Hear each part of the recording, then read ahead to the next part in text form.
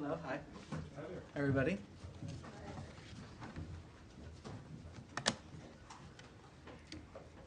All right. So for those that don't know me, my name is Tommy Pigott, Principal Deputy Spokesperson. Stepping in for the day for Spokesperson Bruce, who is traveling with the Secretary and the President. So to start, a few remarks up top, and then I'll be happy to take some questions. So the American people can be proud that their leaders are putting their safety and security and prosperity first. This week's developments show an administration delivering boldly on its promises, and the results speak for themselves. When President Trump says he will never leave an American behind, he means it. Idan Alexander has been released from Hamas captivity and reunited with his family in Israel. This is the result of unwavering American leadership. President Trump and Secretary Rubio are also strengthening strategic ties in the Middle East, delivering security and economic wins in Saudi Arabia, Qatar, and the United Arab Emirates. Earlier today, President Trump announced Saudi Arabia's $600 billion commitment to invest in the United States, building economic ties that will translate into jobs and opportunities for the American people and the region. Secretary Rubio will next travel to Turkey to attend the NATO Informal Foreign Ministers meeting. Since the November election, 20 NATO allies have announced increases in defense spending, a direct result of President Trump's leadership, and a renewed commitment to peace through strength.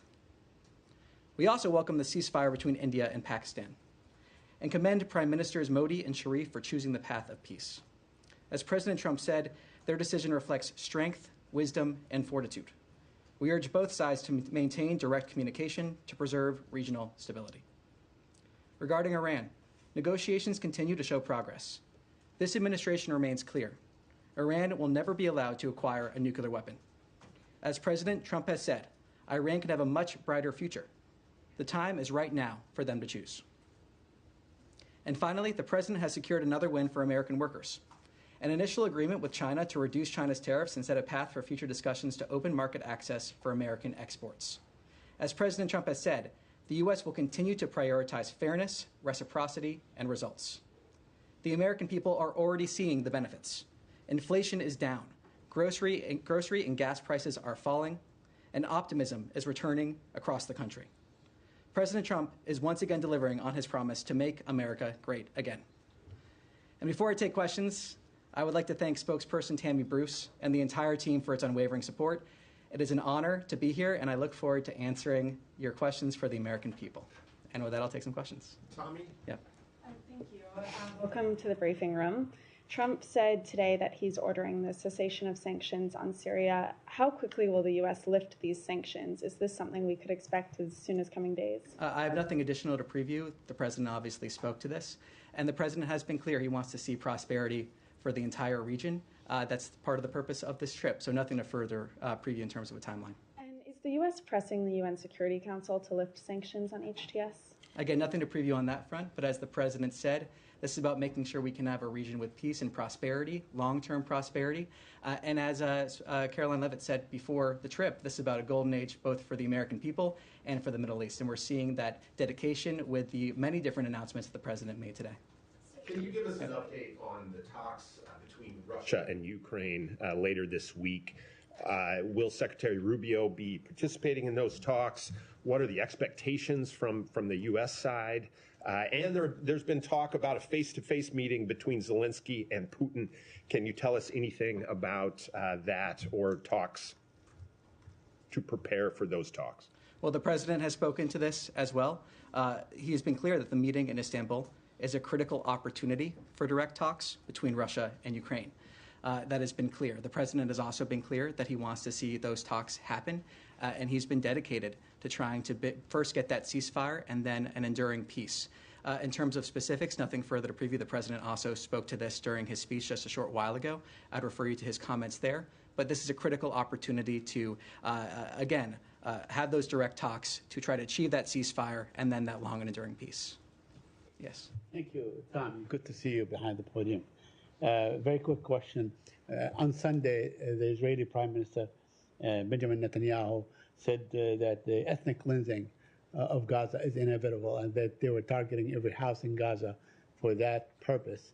So Is the United States, are they okay with that kind of language, or would there be a rebuke in the future of such a thing that is clearly, speaks of a war crime? What is the position of the U.S.? Well, first, I don't accept the characterization of your question. And second, I'd say that Hamas bears sole responsibility for the war and for the resumption of hostilities. We want peace and the immediate release of all hostages. And we've also been clear from this podium and elsewhere that any departure from Gaza must be voluntary. Yeah, but you I mean, as far as what he said, I mean, that's what came out of the cabinet meeting. Independent of what we hear about Hamas and so on, and they are responsible for this. But do you have a position on the forcible removal of the Palestinians from Gaza? Like I just answered that question, I stand by what I just said, and ultimately Hamas bears sole responsibility for this war. Yes. Follow up on Gaza. The spokesperson last week, Tammy, mentioned that a foundation would be set up. At that time, it was very shortly. It was last week, to distribute aid into Gaza. Where does that stand now? Is this still a project? It's still in the works. Is it going to happen? And the Israeli Prime Minister also said that in the coming days he would go in full force into Gaza. Would that disrupt those plans, or is it calculated and being prepared together? How does that work? Well, look, we won't speak on behalf of the foundation, and we'll defer to the foundation in terms of any announcement that they may or may not make. But bottom line is we welcome moves to get aid quickly into Gaza. And we also welcome creative solutions that make sure that that aid actually gets to the people that need it and is not falling into the hands of terrorists such as Hamas. So we support creative solutions to get that aid in there. We want to make sure it's done in a way where it's not falling into the hands of Hamas, that it's actually reaching the people that need it. And what is as clear as day is that the people of Gaza have suffered tremendously under Hamas. So we support those creative solutions to get aid in there, and the president has been very clear, as has Secretary Rubio. Yes. I wanted to ask your response of reports that there were back-channel talks that led to the release of Idan Alexander, with a Hamas official reaching out to the former leader of Arab Americans for Trump. Can you speak to that report and any details about how the release came to be? So I'm not going to comment on private diplomatic conversations, but what I will say and reiterate is that this shows that when President Trump says he will never leave an American behind, he means it. This is the direct result of American leadership, as I said earlier, and again shows the fact that President Trump is forever working for the safety and security of the American people, as is Secretary Rubio. But I'm not going to discuss or give details of private diplomatic conversations. You're not denying it? Again, whether or not that or did not happen, I'm not going to talk about private diplomatic conversations, whether or not they did or did not happen. Thank you. Yeah. Hi, thank you. Thank you, Tommy. Two, actually, one on Afghanistan and then a follow-up on Gaza. Yesterday, DHS Secretary Kristi Noem announced that the temporary protected status for Afghanistan would expire on May the 20th. She said the conditions in Afghanistan have improved enough for Afghans to return there. Does the State Department think that Afghanistan is now a safe destination for women and girls? Well, look, ultimately, when it comes to the temporary protected status, I refer you to DHS. It was always meant as a temporary measure or temporary benefit. This is when that temporary benefit would expire. So for further questions on that, I refer you to DHS. And then just to follow up on Gaza, you said you support efforts to get aid quickly into Gaza. Here we are more than 2 months later. How soon is quickly? When can we start to see food actually getting in? Well, look, I think it's important to understand, again, that we're looking for those creative solutions to get that aid in there. We're fully supportive of those measures. And it's also important to reiterate that Hamas bears sole responsibility for this conflict, as well as sole responsibility for the condition under which the people of Gaza are living. So I'm not going to put a timeline on it from here. I'm not going to speak on behalf of the foundation. But what I will reiterate is that we are supportive of creative solutions to get aid in there, but also in a way that the aid is not falling into the hands of Hamas, that it actually reaches the people that need it. Yes. Yes, Tommy, thank you. Wanted to ask you about the president's trip to the Middle East. He had some comments today in terms of talking about the way that the U.S. approaches countries in the Middle East and the criticism of past policy, saying that for too long many American presidents have been afflicted with the notion that it's our job to look into the souls of foreign leaders and use U.S. policy to dispense justice for their sins. There's been a critique of the State Department, I think, externally by some analysts about the changes to areas of the department that deal with issues of human rights and kind of what have been traditionally seen as U.S. values issues. Is this the president endorsing that shift in terms of the State Department's focus? Do you think that criticism that we've seen from civil society is accurate? Look, I think the results speak for themselves in terms of what President Trump and Secretary Rubio have been able to deliver for the American people. The results they've been able to deliver. President Trump is a peacemaker. He is a deal maker, and he is constantly putting Americans first. And when we approach foreign policy in a standard where we're approaching that American first perspective, that allows opportunities to pursue common interests, that allows deals to be made, that allows us to have stronger bilateral relationships where we're finding those common areas to work together on and advance those common interests. As spokesperson Bruce has said many times from this podium, just because a framework changes does not mean that the priority necessarily changes as well. Oftentimes what we're seeing in terms of how we're approaching the State Department and other aspects are a way to deliver on our priorities better, more effectively, in a way that actually delivers results for the American people. We are making sure every single dollar that we spend from the State Department under Secretary Rubio is advancing the American interest. Does it make us safer, stronger, more prosperous? And I think that's a standard that the American people expect us to have here at the State Department. They're happy to see that, and the results, again, speak for themselves. With perhaps the most successful, I would argue, the most successful 100-plus days in history in this past week, the results we have seen from President Trump speak for themselves. Thank you, Tommy. A question about the new arrivals from South Africa that landed in Dulles yesterday. The UN's International Organization for Migration has told ABC that they were not involved in administering any loans. Now, typically, they would be the ones to run loans funded by the State Department to pay for refugees to come to the United States to cover those travel costs. I'm wondering, can you speak to how that travel was funded, or say anything more about whether the State Department is giving out any loans in this case? Well, look, I'm not going to talk about specific relationships we have with organizations. I'm also not going to talk about operational details in terms of how we're implementing the priorities laid out by the President and Secretary Rubio. The main bottom line, though, is that we are implementing those priorities. We are seeing the President's executive orders being delivered upon here at the State Department, and this is an example of that, of course, collaborating across different agencies. So we're going to continue seeing those priorities fulfilled, but I'm not going to comment here on internal operational details or specifics of that nature. Yeah, thank you, Tommy. A question on Turkey, and I have a question on Iran too. Yesterday, the Kurdistan Workers' Party (PKK) declared its dissolution and end to its armed struggle against Turkey. There were reports talking about that the U.S. played a positive role in this process as well, and even yesterday, Secretary Rubio spoke with his Turkish counterpart, and he spoke about this too. Have you played any role? Have you been involved in this? And what's your comment on that? Are you considering removing this group from the FTO?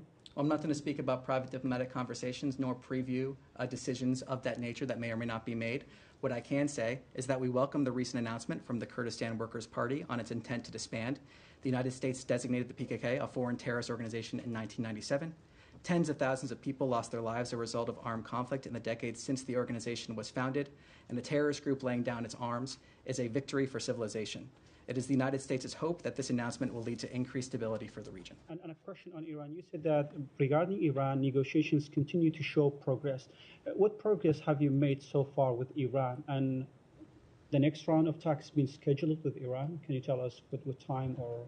Nothing to preview on that front. What I can say is the President spoke to this just in his speech a few hours ago, talking about the time for choosing for them is right now. There is a path to prosperity for Iran. He wants to see the entire region be prosperous. He's also been clear that there are two options for Iran. Iran can never have a nuclear weapon, but there are two options in regards to that, a good option and a bad option. So the President has spoken to this. He's made our priorities clear.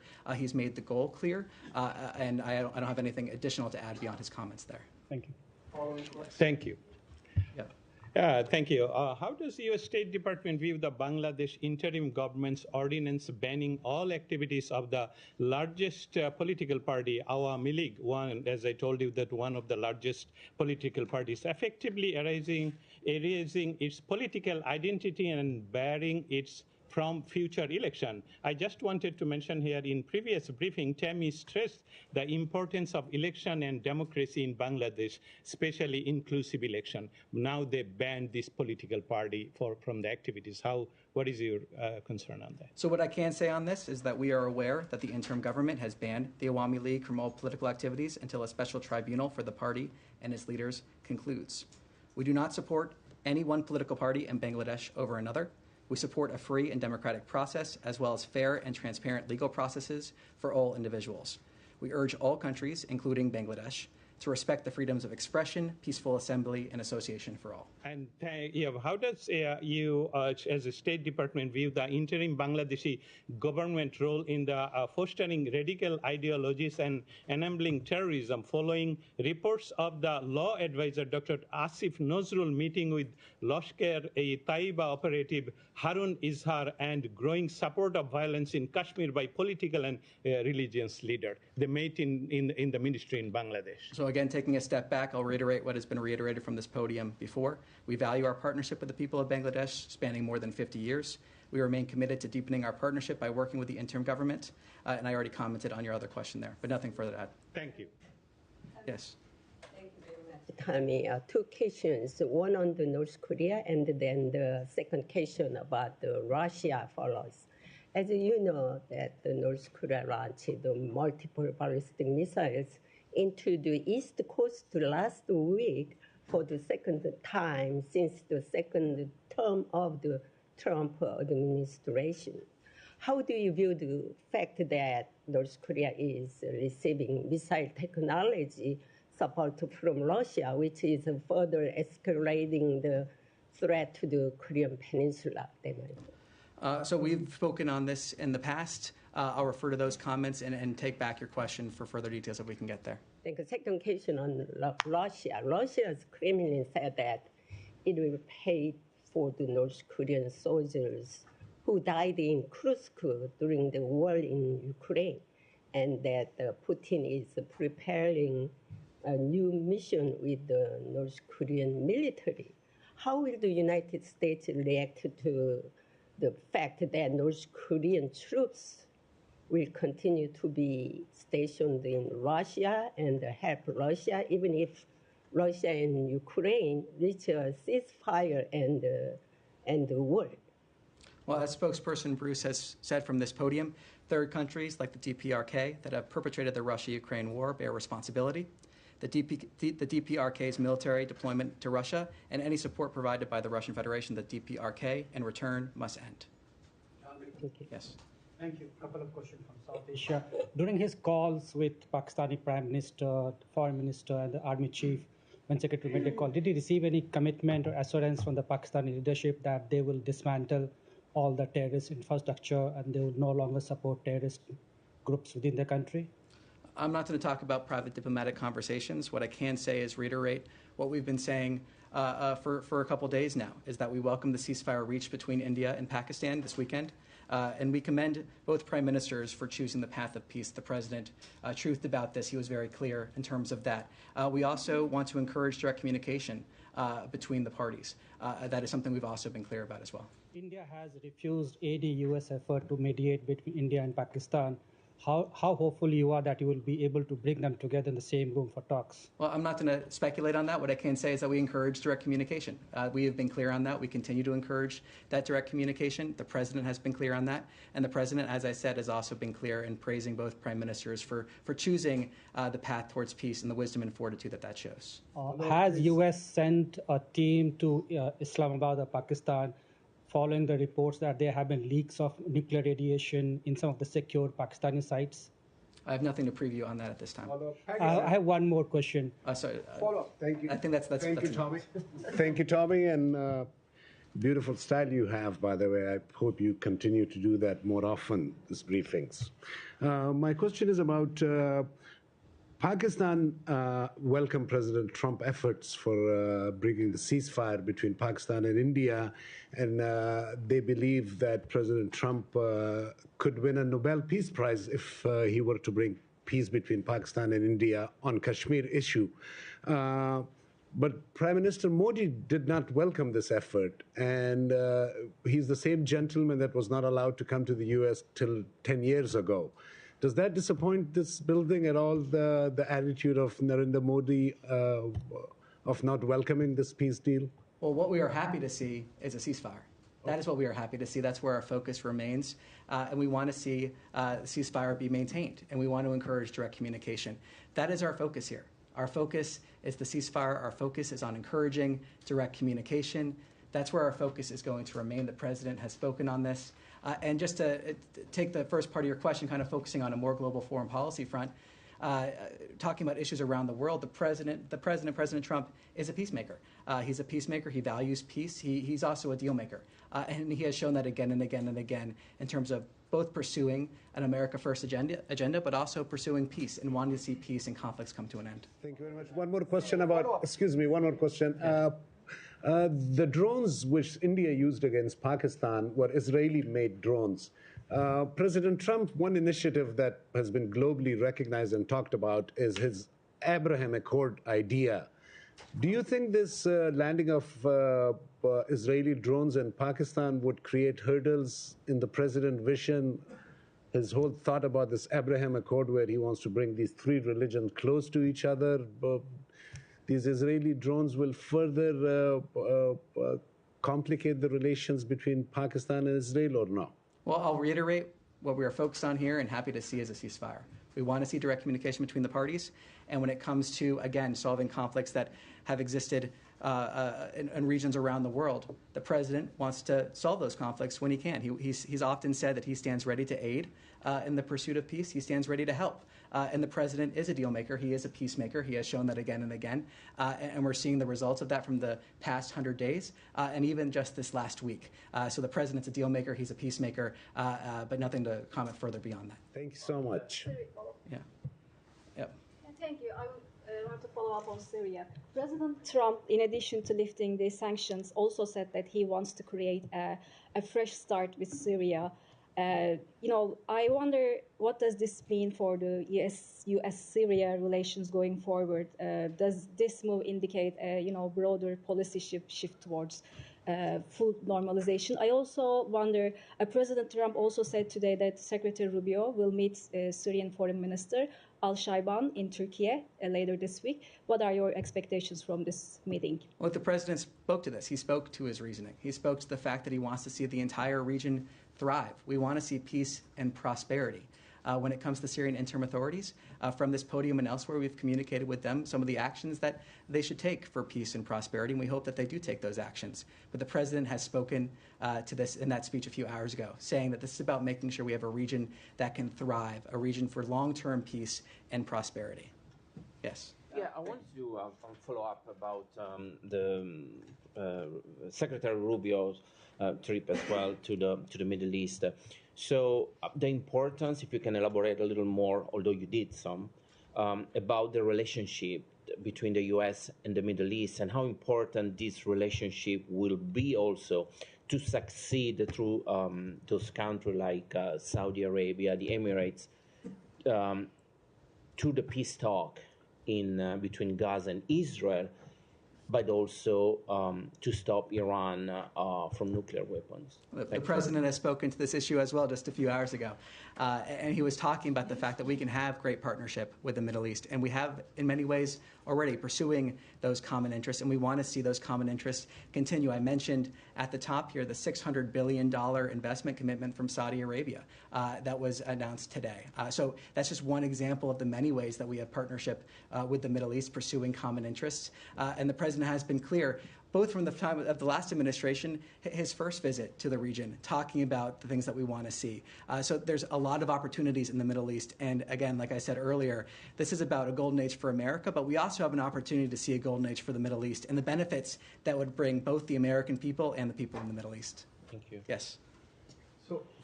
Sorry, in front of you. Thank you. Yeah. Thank you so much. 2 quick questions, if I may. The first on Secretary Rubio's trip to the Middle East and the second one in Latin America. In a recent past, Secretary Rubio said that the U.S. will not engage anymore with Russians and Ukrainians if both countries do not show real commitment with a permanent ceasefire. how the U.S. diplomacy describe this momentum when both sides are ready to meet in Turkey with alongside Secretary Rubio? Well, as the president has said, this is a critical opportunity to try to achieve that ceasefire and try to achieve that long peace. The president has been clear he wants to see those direct talks happen. And I think it's also important to remember that the president has brought us closer to peace when it comes to this conflict than in the years preceding him taking office. And that's a great credit to his leadership. So he wants to see those direct talks happen. This is a critical opportunity to achieve that ceasefire and then potentially achieve that long peace, ultimately with the goal of ending this conflict. As has been said so many times by President Trump, so many times by spokesperson Bruce, we want to see this conflict come to an end. That's what we want to see. Latin America, very quickly, officials from the U.S. and Brazil, they convened here in Washington, D.C. yesterday to discuss disarmament, and according to the State Department, they discussed, for example, arms control with Russia and China. If you could address this matter. Nothing further to preview than what we've already said on this, so I refer you to those comments.